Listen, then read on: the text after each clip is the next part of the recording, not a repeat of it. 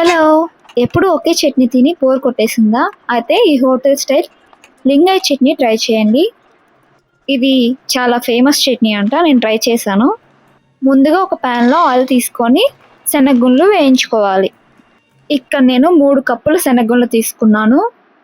వీటిని ఆయిల్‌లో మీడియం ఫ్లేమ్‌లో దోరగా వేయించుకోవాలి. మరి మాడిపోకుండా వేయించుకున్న తర్వాత వీటిని ఒక ప్లేట్‌లోకి తీసుకొని ఇప్పుడు సేమ్ అదే ప్యాన్‌లో స్పైస్ లెవెల్‌కి అడ్జస్ట్ అయ్యేలాగా ఎండుమిరగాయలు తీసుకోవాలి.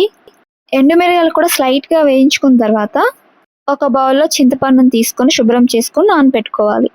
నెక్స్ట్ ఇందులో ఒక 4, 5 పొట్టు తీసిన వెల్లుల్లి రెబ్బలు వేసుకోవాలి. వెల్లుల్లి రెబ్బలు కూడా లైట్‌గా వేగిన తర్వాత మనం ముందుగా నానబెట్టుకున్న చింతపండు పలుపుని ఇందులో వేసుకొని 5 నిమిషాల పాటు వేయించుకున్న తర్వాత ఉప్పు వేసి స్టవ్ ఆఫ్ చేసుకోవాలి.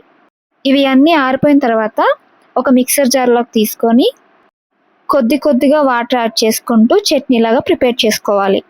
చాలామంది ఎండుమిరపకాయలకు బదులుగా ఎండుకారం యూజ్ చేస్తారు. అలా అయినా యూజ్ చేయొచ్చు. నార్మల్ చట్నీ అయితే మనం మిక్సీ పట్టుకున్న తర్వాత దాంట్లో తిరగమాత వేసేస్తాం. కాకపోతే ఈ చట్నీ స్పెషాలిటీ ఏంటంటే తిరగమాత గింజల్ని మిక్సీ పట్టి మళ్ళీ ఆ చట్నీలో కలపాలి.